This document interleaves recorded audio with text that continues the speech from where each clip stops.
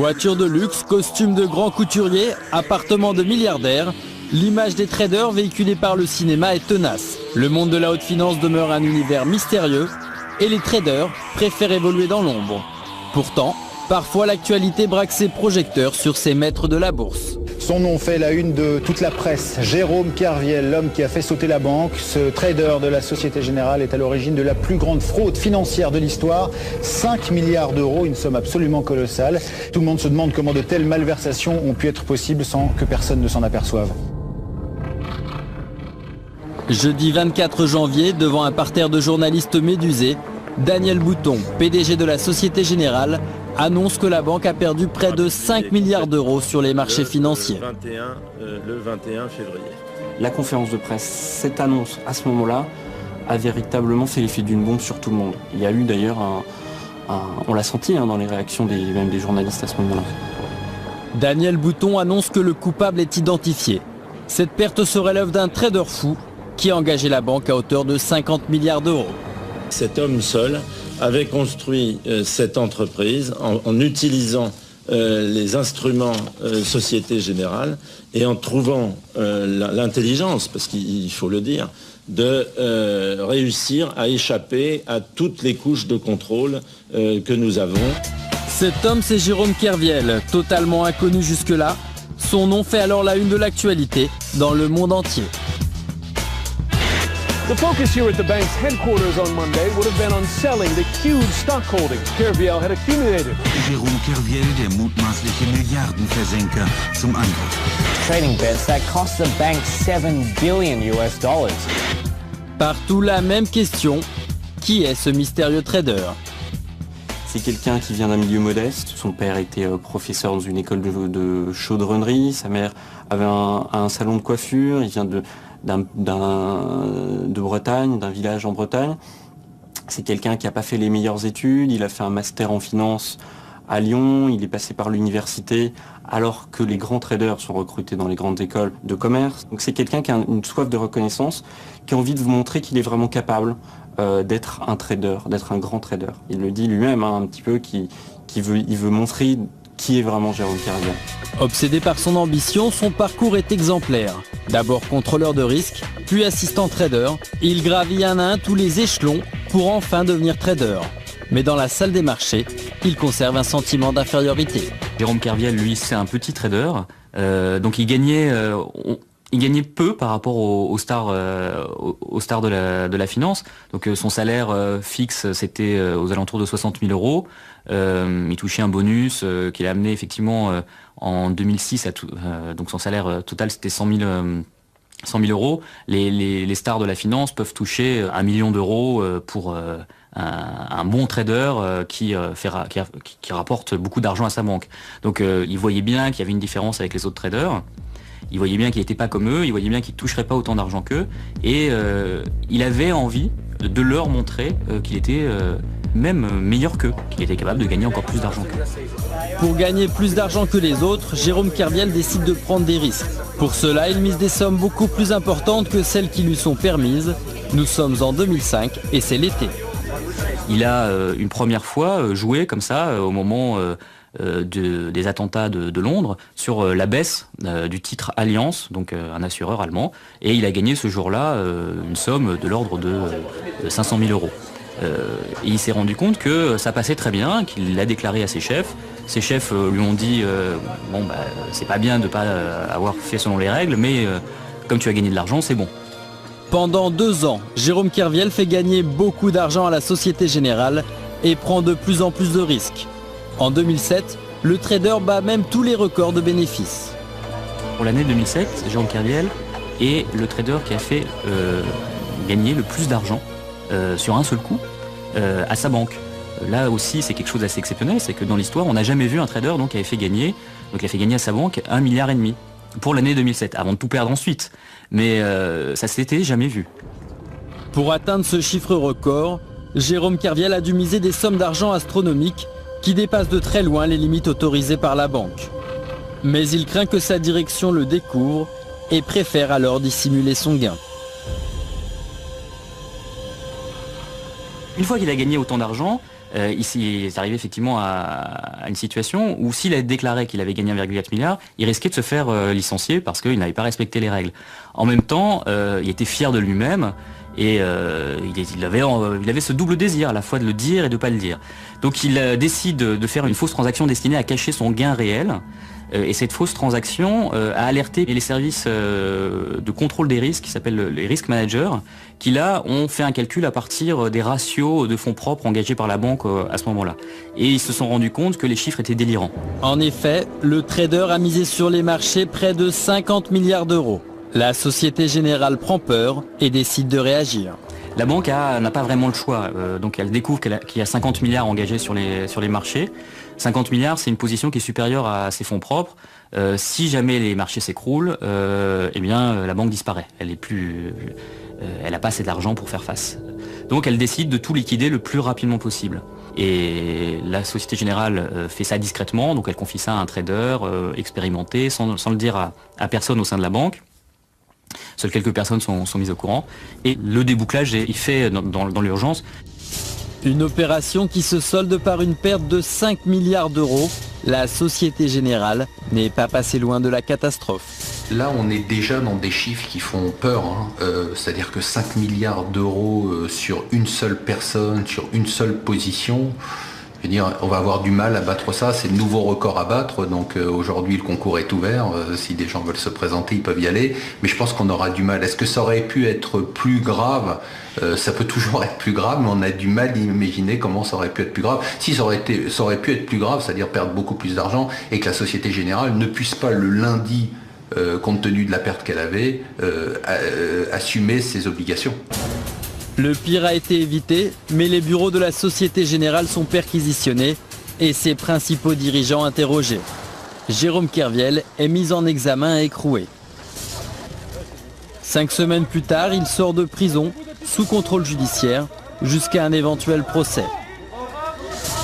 Jérôme Kerviel retrouve la liberté, décision de la Cour d'appel de Paris. Le trader de la Société Générale a quitté la prison de la Santé. Il reste soumis à un contrôle judiciaire très strict. À la Société Générale. Depuis le début de l'affaire, Jérôme Kerviel a fait la une des médias et est devenu une star. Sur le net, les internautes se déchaînent et font de Kerviel un martyr du capitalisme. Mettre à l'honneur un jeune inconnu nommé Jérôme Kerviel qui venait de jeter 5 milliards dans une poubelle. Il vaut des milliards en or, en dollars, Picsou. Juste une question, monsieur, vous êtes à la Société Générale? À votre avis, connard! Cette affaire vient de mettre un coup de projecteur sur cette profession de trader. Elle véhicule également l'image du Golden Boy, sans foi ni loi, flambeur, joueur, prêt à quasiment tout pour gagner beaucoup d'argent. Alors cette image colle-t-elle à la réalité? Pour nous aider à répondre à cette question, nous sommes allés à la rencontre de ces traders. 6 h du matin, dans une banlieue huppée de l'ouest parisien. Tout le monde dort, sauf Arnaud, lui commence sa journée très tôt. À seulement 33 ans, Arnaud est trader depuis près de 10 ans et travaille pour la filiale d'une prestigieuse banque anglo-saxonne. Arnaud, toutes les journées commencent aussitôt que ça? Eh oui, c'est la dure loi du trading. Donc debout avant 6 h pour le café et puis les infos avant de partir. Et si ces journées commencent si tôt, c'est qu'Arnaud doit être à son bureau dès 7 h 30. Alors avant de prendre la route, il profite de son seul moment de calme de la journée pour s'informer des dernières nouvelles économiques.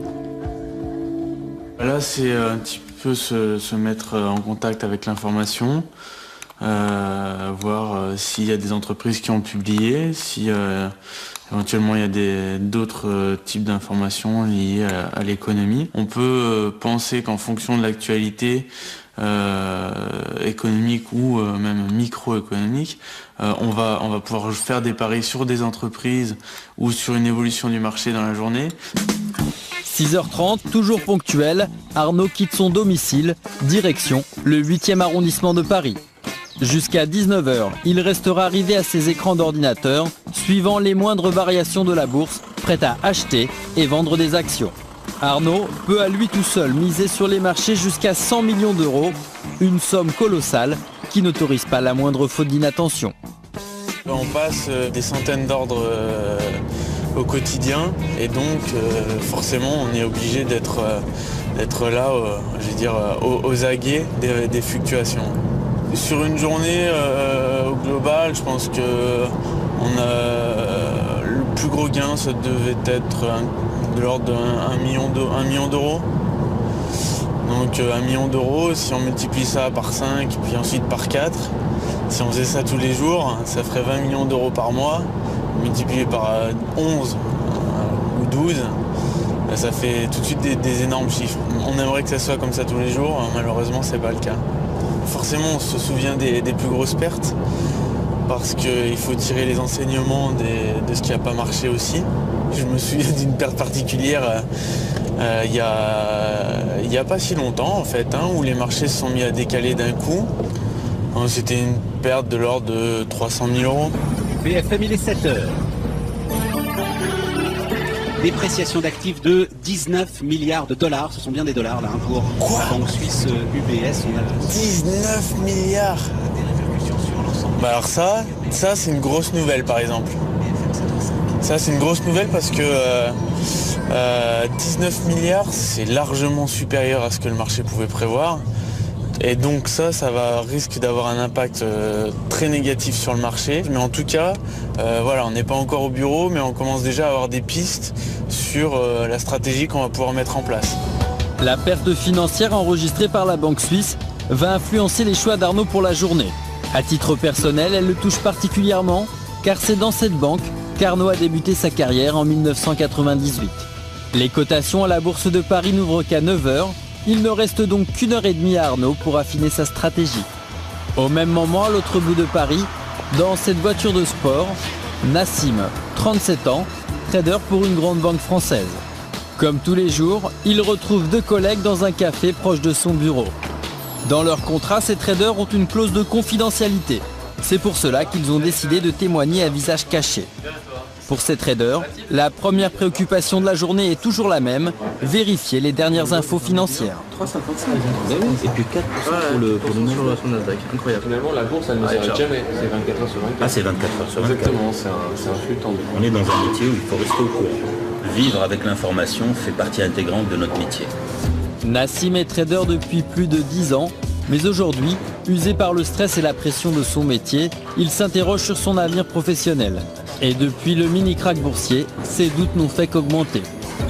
Honnêtement, cet été, à un moment donné, on pensait que c'était la fin du monde. En 10 ans de carrière, ça a rarement été comme ça.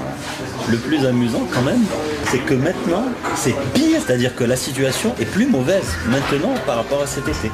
Entre-temps, à ce mini-crack boursier s'est greffée l'affaire Kerviel. Une affaire qui revient inévitablement dans les conversations et qui pour ces traders demeure un mystère. C'est vrai que quand on parle de marché volatile, ce qui s'est passé sur l'histoire Jérôme Kerviel, c'est un exemple même. C'est-à-dire que personne n'était au courant de ce qui se passait, le marché commençait à déballer, on ne comprenait pas ce qui se passait. Et on sentait qu'il y avait quelque chose qui se passait derrière, un acteur qui appuyait sur le marché, mais on ne savait pas ce qui se passait.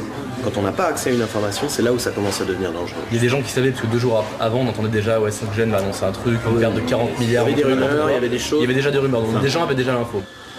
C'est une affaire difficilement compréhensible, surtout à notre niveau. C'est inimaginable, c'est démesuré, démesuré.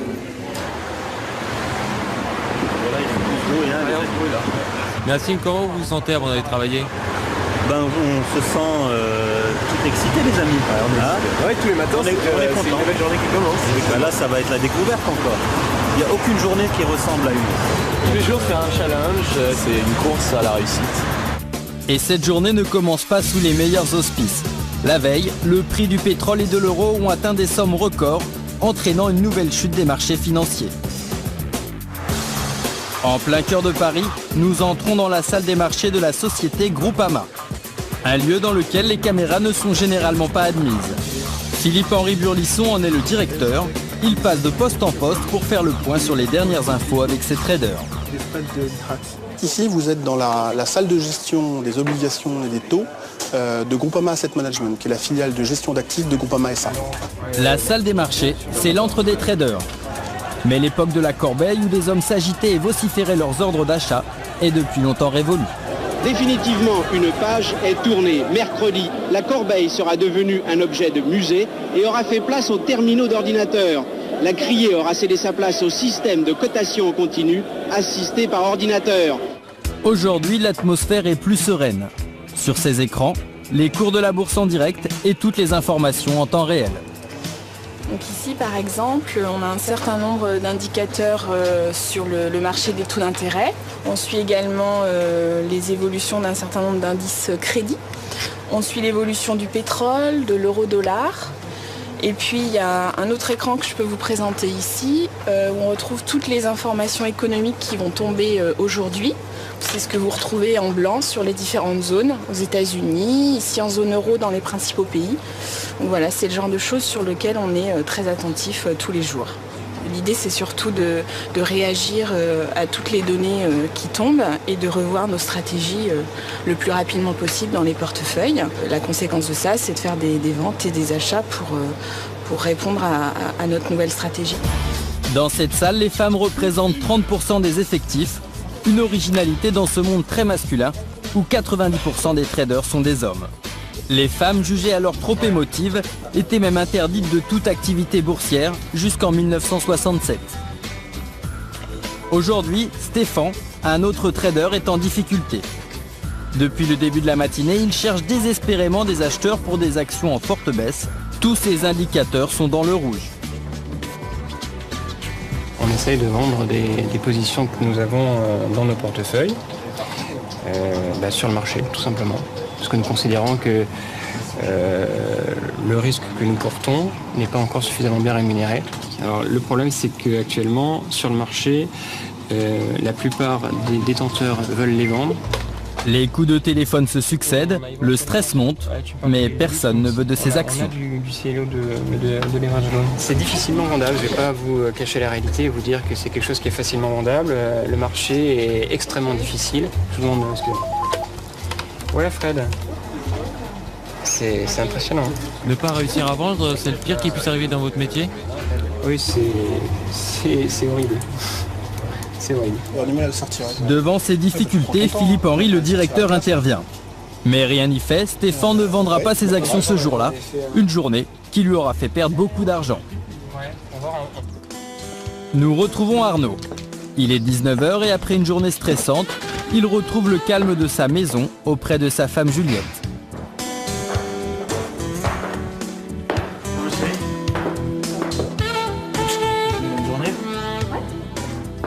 Tu nous fais de bon soir. Poulet de légumes, ça te va? Ouais. Ça a été ta journée? Ouais, ça va, un peu dur, mais ça va. Une petite bouteille de vin, ça te dit? Ouais, bah toi je sortais des verres à eau, je sors les verres à main. Ok, on va se faire ça. Arnaud, tu es un passionné de vin? Écoute, ouais, ça fait 5-6 ans que je me passionne pour le vin. Et puis je participe même à des enchères. Pour garder un petit peu la même philosophie que les marchés, on va dire. Et je suis plus particulièrement passionné par le Bordeaux. Voilà, donc là en l'occurrence on sort un petit 2000, un Pauillac. C'est plutôt une bonne bouteille. T'as combien de bouteilles là? Écoute, avec cette cave et puis ça, je dois avoir 200 bouteilles. Il y a des très bonnes bouteilles, les grands crus, il y a des premiers crus classés. Il y a du Château Lafite, du Mouton Rothschild. Et puis il me reste une bouteille de Château Margaux 95, grande année.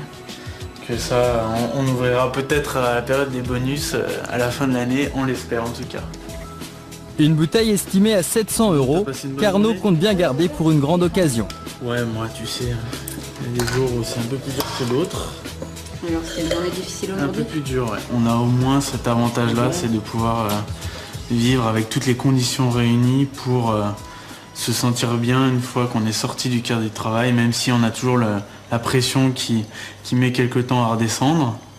Mais heureusement, on a son soutien quotidien. Une collection de vins millésimés, une maison décorée par un architecte d'intérieur. À 33 ans, Arnaud a réussi et s'est créé un univers doré pour oublier le stress quotidien. Jusqu'à 19 ans, il pensait devenir joueur de foot professionnel. Mais une blessure a mis fin à ses rêves. Pourtant aujourd'hui, son salaire est proche de celui d'un footballeur. Un trader action aujourd'hui à Londres, qui a une dizaine d'années d'expérience, il peut gagner jusqu'à, allez, on peut dire 2-3 millions d'euros par an, bonus inclus. À Paris, c'est déjà plus dur. Et donc, on peut arriver à des niveaux de salaire, allez, on va dire sur des très belles années, de l'ordre de 1 million, 1,5 million d'euros. Une somme énorme, pourtant l'aspect financier n'est pas sa principale motivation. On a toujours la fameuse image de Gordon Gekko, Michael Douglas, dans Wall Street. J'avais cette image, mais c'était pas cette image-là forcément qui m'attirait. C'était vraiment, je pense, le côté pluridisciplinaire de ce métier-là et cette tension au quotidien, cette capacité à engranger le stress et la volonté d'aller de l'avant aussi pour toujours gagner plus. Quand on a des positions très importantes et quand on est sur des marchés très volatiles comme on a pu connaître récemment, avec les problèmes qu'on rencontre sur les marchés américains, c'est omniprésent, hein. On y pense tout le temps. Moi je trouve que c'est quelque chose qu'Arnaud gère plutôt bien, donc quand il rentre le soir, c'est pas quelque chose qu'il va montrer. Par contre, effectivement, on le sent tracassé quand il rentre. Je vois les allers-retours sur l'ordinateur pour surveiller le marché. Et il n'est pas excessivement disponible parce que voilà. Et encore une fois, comme dit Arnaud, ça dépend des journées, ça dépend de ce qui s'est passé sur les marchés. Et il y a des journées où ça se passe très bien et voilà, et tout va bien à la maison aussi. Je comprends qu'il aille regarder, ça le rassure, après il passe une meilleure soirée. C'est vrai qu'il est moins disponible dans sa tête, mais encore une fois, Arnaud, c'est quelqu'un qui arrive pas trop mal à gérer ça. Non, on a une petite règle entre nous, c'est de pas parler boulot en rentrant pour pas justement se prendre trop la tête. Donc il gère ça de son côté, moi du mien. 20h32, les marchés américains ils ferment à 22h. Donc 1h30 avant la fin des marchés américains, on a une vraie tendance en principe de là où ils devraient clôturer. C'est bien, les marchés montent, notamment le Nasdaq 1%. Donc demain matin on devrait ouvrir de manière assez positive et ça c'est plutôt de bonne augure. Avant d'exercer son métier à Paris, Arnaud, comme beaucoup de jeunes traders français, s'est expatrié à Londres pendant 4 ans. Une opportunité qui lui a permis d'accroître son expérience et d'accélérer son ascension professionnelle. Londres, au cœur de la City, le quartier des affaires, la capitale britannique est en passe de devenir la première place financière du monde. Ici, la réussite s'affiche et les Français accourent par dizaines de milliers pour tenter leur chance. La plupart des banques françaises y ont délocalisé leurs activités de trading et près d'un tiers des traders est français.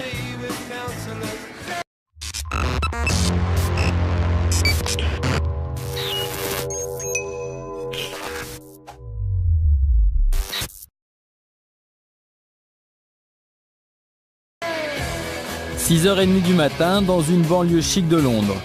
Nous retrouvons Jérôme, 27 ans. Ce Français installé ici depuis 2 ans et demi est trader pour une banque française. Avant de faire sa place au milieu des 300 traders qui travaillent à ses côtés, Jérôme a eu des difficultés pour prendre ses marques et a dû s'adapter au rythme de travail à l'anglaise. Il faut être capable d'être à 7 heures sur sa chaise, à travailler dès la première seconde. Il y a déjà les courtiers qui sont là depuis 1 heure, ils savent ce qui se passe, ils hurlent les prix dans la boîte toutes les 5 secondes. Donc il faut vraiment être au taquet dès la première seconde. J'ai quand même galéré pendant 1 an à peu près, à m'adapter au rythme, etc. Mais au bout d'un certain temps, on se rend compte que finalement c'est plutôt pas mal. Moi, c'est ce qui me pousse à me lever le matin. En moins de 3 ans, Jérôme a réussi à se faire une place dans le trading et est aujourd'hui sur le chemin de la réussite. Mais depuis quelques semaines, ses résultats sont catastrophiques et ne présagent rien de bon pour ses bonus de fin d'année. En ce moment, c'est la poisse, il y a plein de gens qui ont la poisse. Même les traders qui font d'habitude beaucoup d'argent, ce mois-ci, il y en a qui perdent énormément. Et il y a des mecs qui sont au bord de la crise de nerfs. Moi je résiste un peu, mais j'ai perdu énormément d'argent la semaine dernière. Je suis à 0 sur l'année d'ailleurs. Mais l'important c'est de ne pas se focaliser sur la perte aussi. parce que si tu te focalises sur la perte, tu vas avoir tendance à vouloir dire bon, il faut que je me refasse. C'est là qu'il faut garder son sang-froid, toujours penser à la stratégie, toujours réfléchir intelligemment au lieu de se focaliser sur la perte que tu as faite ou vouloir absolument te refaire. Mais c'est pareil au casino d'ailleurs. Le mec qui veut se refaire, généralement c'est là qu'il perd le plus. Parce qu'il n'a pas de stratégie. Avoir une stratégie, c'est la clé pour réussir dans le trading. Les traders sont avant tout des stratèges et non des joueurs. Le trader, c'est tout, sauf un joueur de poker, mais un joueur de poker qui jouerait la chance. Je crois que les grands joueurs de poker sont au contraire des gens qui ont une approche ultra scientifique de leur et ultra logique, cognitive de leur jeu. Et le trader, il est un peu comme ça. C'est pas le joueur de poker du dimanche. Le trader doit justement avoir une distance par rapport à l'argent. Lorsqu'il est en train d'exécuter ses opérations, il ne se préoccupe que des résultats financiers, il risque de se faire très mal pour une raison précise, c'est qu'après un gain, il se sentira invincible et prendra des risques de plus en plus importants, ou après une perte, il doutera de ses compétences et prendra également dans cette situation des risques importants puisqu'il est victime d'un biais psychologique extrêmement connu qui s'appelle l'aversion aux pertes. En situation de perte, les individus sont dans une situation d'inconfort et refusent de regarder la réalité en face et au lieu de sortir de cette position et d'accepter, d'assumer finalement cette perte, ils s'entêtent et prennent des risques de plus en plus importants. C'est de cette façon que ces dernières années, quelques traders ont connu des pertes astronomiques. Au palmarès des traders les plus fous de l'histoire, le grand gagnant est Brian Hunter. Ce Canadien de 32 ans parie en 2007 sur la hausse du gaz naturel. Mauvaise intuition, il perd 6,5 milliards d'euros. Numéro 2, Yasuo Amanaka, il perd près de 2 milliards d'euros en 1998. Numéro 3, John Rusnak, avec 500 millions d'euros de pertes. Mais le plus célèbre d'entre eux reste Nick Leeson. Toute la presse britannique cherche à comprendre depuis ce matin comment un jeune courtier de 28 ans a pu ruiner pratiquement à lui tout seul l'une des plus anciennes banques du Royaume-Uni dont il était l'employé, la Barings, aujourd'hui en faillite, comptait parmi ses clients la reine d'Angleterre en personne, et Nick Leeson, le jeune courtier en question, est aujourd'hui introuvable. En 1995, Nick Leeson est trader à Singapour lorsqu'il perd à lui tout seul près d'1,5 milliard d'euros. Déjà à l'époque, cette affaire provoque un choc dans l'opinion publique et suscite des interrogations sur le pouvoir des traders. C'est incroyable vraiment qu'une seule personne puisse être responsable de telles sommes d'argent. Après 2 mois de cavale, Nick Leeson est arrêté et condamné à 6 ans de prison. Mais cette affaire fait également sa fortune. Son autobiographie devient un best-seller et est adaptée pour le cinéma avec Ewan McGregor. C'est pour éviter ce type de catastrophe que toutes les banques ont des systèmes pour contrôler leurs traders. Retour chez Groupama. Ici, il y a 8 contrôleurs de risque pour 20 traders. Leur rôle est de vérifier que les risques pris par les traders ne sont pas trop élevés. Mais surprise, les contrôleurs n'ont pas pour rôle d'empêcher la prise de risque, mais seulement d'éviter qu'elle ne dépasse certaines limites. Le contrôle des risques n'est pas là pour empêcher les gérants de prendre des risques, mais au contraire, pour les aider à prendre ces risques à bon escient. On sait qu'on ne peut pas faire de performance sans prendre de risques, et donc il convient de prendre en fait les bons niveaux de risque et de positionner ces risques sur les bons endroits, sur les facteurs sur lesquels on souhaite être sensible, pour générer de la performance pour les fonds. Il est 18h, les traders viennent de clôturer leurs comptes et de les envoyer à leurs contrôleurs, à eux de les vérifier. En cas de dépassement, on est là pour avertir immédiatement la gestion pour dire qu'il est en dépassement sur tel ou tel type de règles d'investissement. Dès qu'une valeur est calculée, on peut tout de suite voir ces portefeuilles et donc la réactivité est assez forte. Donc ça fait que les dépassements, il y en a de temps en temps, on va pas vous dire qu'il n'y en a pas, mais c'est assez mineur et donc ils sont tout de suite remis à niveau. Avec ce type de contrôle, est-ce qu'il est possible qu'un trader puisse dissimuler un dépassement ? Ils ne peuvent pas dissimuler. Enfin, ça ne se fait pas. Vu la façon dont se fait la validation des portefeuilles, la validation de tous les portefeuilles, il est impossible.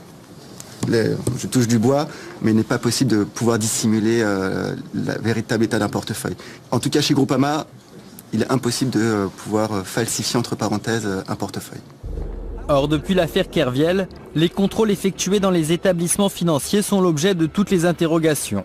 Car l'explication du trader fou ne semble pas convaincre les journalistes et les économistes. Dès les premiers jours, cette thèse est même remise en cause dans la presse. Dans ses premiers articles, Nicolas Cory, le journaliste de Libération, pointait déjà ces zones d'ombre. Donc là on était le 28 janvier. Une énigme, 3 questions. Un trader peut-il investir 50 milliards d'euros tout seul? Comment échappe-t-il au contrôle? Et comment la banque finalement a perdu ses 4,9 milliards? Il y a deux possibilités dans l'affaire Kerviel. Soit il a agi seul, et dans ce cas-là, on peut dire globalement que c'est l'équivalent d'une banque qui ouvrirait tous ses coffres au public, donc il suffit de rentrer et de se servir. Soit il n'a pas agi seul, et ça serait tant mieux pour la banque, parce qu'on arriverait à prouver que finalement la banque a mis en place ses contrôles, mais qu'ils étaient tellement forts, et qu'ils étaient plusieurs, et que c'était un gang organisé. S'il s'avère que ce n'est pas un gang organisé, ce qui a l'air d'être le cas, on est dans la situation la plus absurde qu'on puisse imaginer. Il est assez difficile, quand on a travaillé en salle des marchés depuis des années, d'imaginer qu'une seule personne puisse prendre autant de positions, avec en plus peu d'expérience finalement, même si elle a réussi, je dirais, à passer certaines firewalls, c'est-à-dire des contrôles, mais au-delà de ça, il est évident que ça paraît un petit peu gros. Il y a une enquête, donc l'avenir dira de quoi il en retourne, mais il y a beaucoup de zones d'ombre qui font que globalement, on a du mal à croire la version officielle. 20h. Nous retrouvons Nassim et ses 2 collègues traders. Ils se rendent dans un bar pour décompresser après leur journée de travail. Les problèmes de contrôle dans l'affaire Kerviel ont surpris tout le monde financier, y compris ces 3 traders, pour qui les contrôles sont plus qu'efficaces. On est contrôlé par comme a dit Thibault, par des limites. Dès lors que les limites, surtout sur la perte, sont atteintes, il faut couper la position. En fait, tu as des limites en termes de risque, tu peux prendre une position plus grosse que tu n'as le droit, et tu es limité en termes de pertes, on va dire financières, tu vois. Sinon, ça ferait des traders fous partout. Quelqu'un qui va exploser ses limites dans la journée, le soir même, il sera contrôlé. Tes vacances. Ah ouais. Ce soir, on fête aussi le départ en vacances de Thibault, une semaine de repos loin des aléas du monde boursier. Il faut quand même se rendre compte que c'est un métier qui est difficile au niveau nerveux. C'est un métier qui requiert une grande force de caractère. Ah, ça use, ouais. C'est fatigant. C'est fatigant. Ça use le mental. Mentalement, t'es fatigué, quoi. Ça t'atteint physiquement. Peut-être pas physiquement. Le trading a été identifié comme un des 3 postes générant le plus de stress dans une banque. Depuis quelques mois, 3 cas de suicide ont été recensés dans les établissements financiers. Malheureux concours de circonstances, un de ces suicidés concernait un trader de la Société Générale. Une information passée inaperçue jusqu'à l'affaire Kerviel. Un saut fatal depuis une passerelle enjambant une route à quelques pas de l'Arche de la Défense. Un cas qui illustre pour les syndicats la course au bonus et la grande solitude des traders.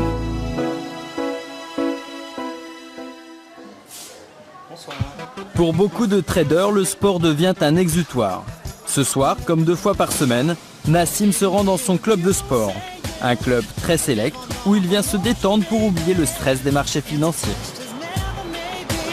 Là, c'est le meilleur moyen de se détendre, de manière à rentrer à la maison avec la tête complètement vide. On oublie tout. Et puis ça permet de rester zen, de contrôler des situations. Le sport, c'est une discipline. Une discipline qu'il s'est imposée dès ses débuts. Avant de devenir trader et de gérer des dizaines de millions d'euros, Nassim a été durant 3 ans assistant trader. Un passage obligé qu'il qualifie lui-même d'ingrat, mais qui lui a permis d'apprendre le métier. C'est pas un métier que tout le monde peut faire. Il faut faire ses preuves, il faut passer une longue période d'apprentissage. Il n'y a personne qui donne à une autre personne une somme d'argent pour jouer. C'est pas un jeu, c'est un métier sérieux dans lequel il y a beaucoup de règles qui sont définies et on peut pas faire ce qu'on veut. Aucun individu ne peut se dire du jour au lendemain je suis un bon trader. Ça demande un travail de longue haleine. Ça demande une meilleure connaissance de soi, une meilleure connaissance des marchés financiers, une meilleure maîtrise de la manière dont agissent les autres opérateurs. Et donc nous ne sommes pas habitués à agir dans un environnement incertain comme les marchés financiers. Les futurs traders sont-ils conscients de ces difficultés? À l'université de Paris-Dauphine, ils sont une trentaine d'étudiants à suivre le Master 203, le diplôme le plus réputé pour devenir trader. Dans cette salle, ils étudient le trade des matières premières avec Philippe Chalmin. Et comme dans une vraie salle des marchés, le cours commence par un exposé sur l'orientation des bourses mondiales. On va commencer par le pétrole qui a encore fait la une de l'actualité cette semaine.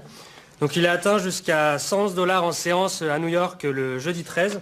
Aujourd'hui, comme les cours remontent, il y a de plus en plus de volatilité. Dans quelques mois, ces étudiants feront leur entrée dans la salle des marchés. Leurs professeurs les mettent en garde dès maintenant sur l'obligation de commencer tout en bas de l'échelle. Vous ne démarrerez pas comme trader, hein. Vous démarrerez dans le back-office. Hein. Soyons clairs, c'est les traders qui sont les rois. Ce que nous essayons, c'est de leur apprendre à raisonner. Je leur fais un cours qui est de plus en plus, je dirais, presque un cours d'histoire, pour leur apprendre la profondeur et l'histoire des marchés. Nous livrons des produits qui sont des gens qui savent réfléchir. C'est ça que je voudrais que nous livrions. Maintenant, les techniques, elles s'apprendront sur le tas. Pierre et Céline sont 2 étudiants du Master 203. Bien que n'ayant jamais mis les pieds dans une salle des marchés, ils ont déjà une idée bien précise sur le métier de trader. Quand on est trader, on sait que c'est pas un métier calme. Et ça va tout le temps bouger, on va être en permanence, on va se demander en permanence si c'est bien, si on n'a pas pris trop de risques. Et c'est un peu, moi c'est un peu ce côté d'adrénaline aussi qui m'attire dans le métier de trader. Je pense qu'avec les niveaux de stress qu'ont les traders, il faut vraiment avoir une forte motivation pour faire ce métier. C'est pas uniquement l'appât du gain. Et comme Pierre et Céline, de plus en plus de jeunes Français veulent se lancer dans les métiers de la finance. De retour à Londres, nous rencontrons Guillaume, un de ces jeunes Français partis tenter sa chance de l'autre côté de la Manche. Comme tous les midis, Guillaume n'a que 5 minutes pour s'acheter un sandwich qu'il mangera entre 2 coups de téléphone. À 24 ans et après des études de finance à Poitiers et en Angleterre, il est aujourd'hui en période d'essai comme trader junior pour la société IG Markets. Dans cette salle des marchés, la centaine de traders vient de toute l'Europe pour pouvoir répondre à leurs 55 000 clients, en grande majorité des particuliers.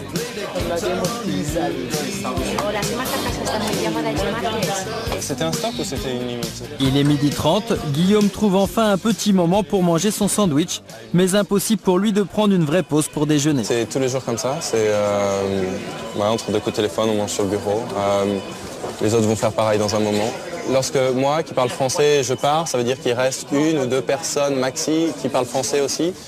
On ne peut pas s'absenter vraiment longtemps, parce qu'à chaque fois, c'est une langue qui disparaît à laquelle on ne peut plus répondre.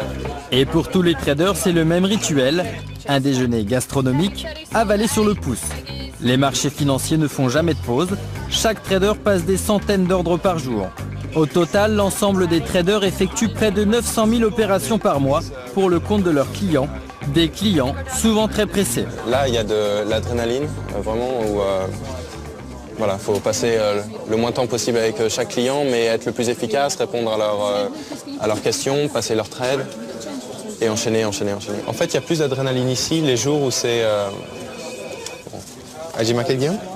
You have to wait. There is pre-market in Nasdaq, but... Hello? Ok, fair enough. Là, il me demandait un prix sur une action américaine qui va ouvrir dans 13 minutes. Et il a raccroché. Il avait visiblement l'air pressé. Il a raccroché. Ouais, il m'a raccroché, ouais. Ça arrive régulièrement, les gens qui demandent un prix. Où est tel prix? Qu'est-ce qui se passe sur mon compte? Et puis, dès que vous leur avez donné la réponse, bang, ils sont déjà partis ailleurs. Ils n'ont pas dit au revoir, ni rien. Tout l'après-midi, les téléphones ne cessent de sonner dans une ambiance assourdissante. Et à une demi-heure de la fermeture des bourses européennes, le rythme s'accélère encore. C'est le moment où les clients veulent récupérer leurs gains. Mais aujourd'hui, tout ne se passe pas comme prévu. C'est l'alarme incendie. Guillaume semble un peu perdu et ne sait pas quoi faire. Ça pouvait pas plus mal tomber, c'est pas possible. Ça s'est jamais présenté et ça s'est jamais présenté comme cas. Mais l'alarme incendie n'est pas un exercice. Un feu s'est déclaré au 4e étage et les traders sont obligés d'évacuer l'immeuble sans pouvoir en avertir leurs clients. Les traders sont regroupés sur le trottoir sans savoir ce qui va se passer pour leur portefeuille d'actions. C'est un très mauvais moment, c'est le moment juste avant la clôture où les gens doivent dénouer leur position, les gens veulent savoir ce qui se passe sur les ordres qu'on travaillait pour eux. Il n'y a personne pour répondre à leurs appels maintenant. J'ai aucune idée de ce qui va se passer, comment ça se passe. Trois quarts d'heure plus tard, le début d'incendie est maîtrisé et les traders sont autorisés à entrer dans le bâtiment. À peine revenu à son poste, Guillaume tente de reprendre les choses en main. Il appelle un par un tous ses clients pour les informer de la situation de leur portefeuille et fait les dernières vérifications de ces transactions. Des vérifications qui lui prendront plus d'1 heure. Heureusement, il n'y a pas eu de catastrophe. Son salaire de 2 500 € par mois l'oblige à vivre en colocation dans une petite maison de la banlieue de Londres. C'est donc en métro qu'il rentre chez lui. 45 minutes plus tard, Guillaume arrive enfin à son domicile. S'il a choisi de s'installer à Londres, c'est parce qu'il pense qu'il aura plus de chances de réussir ici qu'à Paris. C'est la capitale financière européenne, peut-être même mondiale maintenant d'ailleurs en termes de capitaux gérés. Ici on se sent beaucoup plus libre. Quelqu'un qui arrive ici, peu importe vraiment ses origines, ce qui compte c'est ce qu'il arrive à faire sur le tas. C'est là qu'il va être testé vraiment. Pour Guillaume, tout ne s'est pas passé comme il l'aurait voulu. À son arrivée à Londres, tout juste diplômé, il est recruté par un fonds d'investissement comme trader. Et pour ses débuts dans la finance, la chance lui sourit. Le premier mois où j'ai commencé, j'ai directement gagné. Dès le premier jour, petit à petit, pendant tout le premier mois, ça fonctionnait jusqu'à un certain mois de juillet 2007. Ce mois-là, Guillaume empoche 75 000 €. Croyant en sa bonne étoile, il réinvestit tout sur les marchés. Malheureusement, la crise boursière passe par là et Guillaume est entraîné dans la chute. En quelques jours, il perd tout et se fait licencier. On se sent juste mauvais, médiocre, on se sent juste nul, rabaissé. On perd toute envie de combativité ou ce genre de choses. Ouais, c'est une énorme remise en question, ouais. Beaucoup de doutes autour. Ouais. Il est 20 h, Jérôme a passé la soirée dans un club de striptease branché avec ses courtiers, les personnes chargées de passer les ordres des traders. Sur chaque opération, les courtiers touchent une commission. Ils ont donc tout intérêt à soigner leur relation avec les traders. C'est soirée habituelle, c'est-à-dire que le courtier nous invite parce qu'on est son client et que donc il veut garder des bonnes relations. C'est un des moyens qu'ils ont trouvé pour garder les traders comme clients. Donc on ne peut pas recevoir n'importe quoi comme cadeau. Et quand on le reçoit, il faut déclarer la valeur nominale de ce qu'il représente. Selon la valeur nominale, il faudra partager ou alors il faudra peut-être payer des impôts dessus. Ces relations entre les traders et leurs courtiers sont donc très contrôlées. C'est pour cette raison que nous n'avons pas pu filmer cette soirée. Quant aux cadeaux, ils peuvent aller de la simple bouteille de vin jusqu'au voyage dans les Caraïbes. Ça fait partie des motivations, mais finalement, ça n'arrive pas au premier plan, évidemment.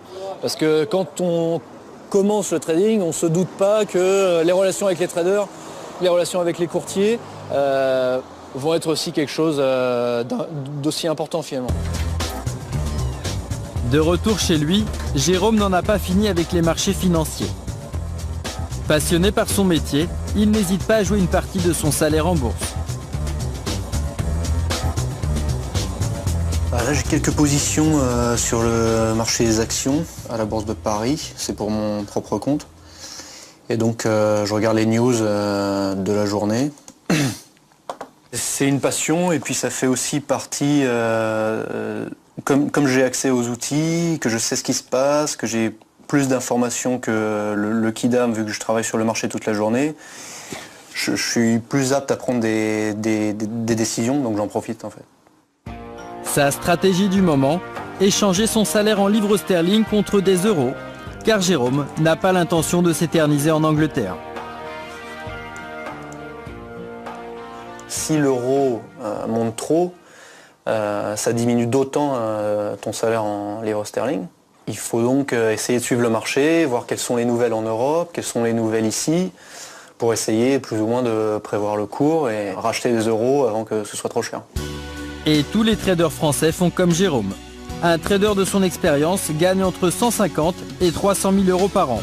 Un salaire très élevé, en grande partie constitué par les fameux bonus. Les bonus représentent, la fourchette, ça peut être 0% hein, pour un trader, puisque évidemment s'il fait 0 ou négatif, il n'a rien, jusqu'à 200 ou 250% du salaire, je dirais à peu près. Pour les Français installés à Londres, ces bonus sont versés en toute légalité dans des paradis fiscaux. Mais cette rémunération à la performance ne pousse-t-elle pas les traders à prendre trop de risques? La problématique de la rémunération des traders est très complexe parce qu'elle a 3 dimensions. La première, c'est que on pourrait les payer avec un salaire fixe très important, mais d'un coup, on pourrait se dire aussi qu'ils n'ont plus de motivation à gagner. Donc c'est la première chose qui est un problème. Ensuite, le problème qu'on a, c'est que si on ne les motive pas suffisamment sur les gains, ils s'en vont. Ils vont à la concurrence ou ils montent leur propre fonds. Donc on est obligé de les payer à la performance. Les traders ont toujours été payés à la performance et on ne peut pas imaginer un autre système. Retour chez Guillaume. Malgré son premier échec londonien, il n'a pas abandonné son rêve de devenir un grand trader. Alors il sacrifie tout son temps libre pour mettre au point un modèle mathématique, une martingale, qui le ferait gagner à tous les coups en bourse. J'essaie de programmer un système qui achèterait et qui vendrait tout seul. Ça permet de retirer l'aspect psychologique du trading et de laisser faire la machine. Le but, c'est de trouver un modèle qui va marcher tout le temps, j'ai envie de dire. Un projet un peu fou qui ferait de Guillaume une star des marchés financiers. Cette formule lui permettrait d'égaler les plus grands traders de la planète, mais pas seulement. D'avoir que les honneurs, non, ça suffirait peut-être pas. Ouais, j'ai bien envie aussi de retirer les fruits de ces honneurs aussi. Ouais. Donc c'est pas... Non, je pense que les deux vont de pair. Hein, un petit peu. On peut pas dire j'ai juste envie d'être meilleur que les autres, ce serait mentir, quoi. Non, il y a aussi une envie de gagner beaucoup d'argent. Car dans le trading, les salaires peuvent atteindre des sommets. Chaque année, le classement des traders les mieux rémunérés est publié. En 2007, les 5 premiers de ce classement sont américains et sont des vétérans des marchés financiers. Le grand gagnant est John Paulson avec plus de 4,5 milliards d'euros. À Paris, nous retrouvons Arnaud. Ce soir, notre trader fait la fête. Il n'est pas encore 19 h et il retrouve des amis traders dans un club UP de la capitale. Enchanté. Romain, je te présente Charles. Arnaud et ses amis sont des habitués des lieux. Ils viennent y passer 1 à 2 soirées par semaine. Un lieu chic et branché qui n'est pas à la portée de tous. Plus de 3%, ouais. J'étais flat. Ah ouais? On a la chance de pouvoir aller dans les endroits un petit peu sympas à Paris et il faut en profiter. Hein. C'est aussi pour ça qu'on fait ce métier, c'est pour profiter des beaux endroits. Hello! Au fil de la soirée, le petit groupe de traders s'agrandit. Ce soir, la bonne humeur est générale. La bourse est montée de 3%. Dans cette période de morosité, c'est devenu tellement rare que ça se fête. Au marché? Ah oui, au marché, surtout au marché. Et surtout, probablement l'objectif numéro 1, c'est de se retrouver pour évacuer la pression. Bon, en l'occurrence, aujourd'hui, c'était une très bonne journée, donc la pression, on peut dire qu'aujourd'hui, elle n'a pas été omniprésente. Ça a été plus une journée d'euphorie. Et quand ces traders font la fête, ils ne regardent pas à la dépense. Leur salaire leur permet de ne pas compter, mais ce ne sont pas des flambeurs. Bah écoute, on verra bien. Dans un restaurant comme ça, on compte pas les biens, on regarde pas le prix des plats, on part en week-end, quand on décide de partir en week-end, peu importe en fait le prix de la nuit, la catégorie de la chambre, etc. quoi. Parce que c'est vrai que c'est un boulot qui par rapport à d'autres personnes de mon âge demande plus d'investissement, plus de stress et tout ça, donc il y a bien un moment il faut compenser. Il faut se faire plaisir parce qu'on gagne on gagne plutôt bien sa vie, mais je pense aussi qu'on doit aussi prendre en compte le fait que ça peut s'arrêter du jour au lendemain. C'est l'heure, écoute, tu sais. Il n'est que 22 h et pour Arnaud, c'est déjà la fin de la soirée. Car demain, il devra de nouveau se lever à 6 h du matin, à un rythme de vie épuisant qu'il endure depuis 10 ans. Tant que la passion sera là, on fera ce métier jusqu'à ce que on ait à un moment donné la prise de conscience qu'on a moins envie de se lever, moins envie de faire ce job, et à ce moment-là, on partira pour d'autres horizons. Arnaud, Nassim, Jérôme et Guillaume nous ont permis d'entrouvrir les portes de la haute finance. Les traders apparaissent alors très éloignés des idées reçues. Si le stress, la pression, les dizaines de millions brassés chaque jour font partie de leur quotidien, les traders sont ni des joueurs ni des flambeurs, mais d'abord et avant tout des passionnés des variations de la bourse.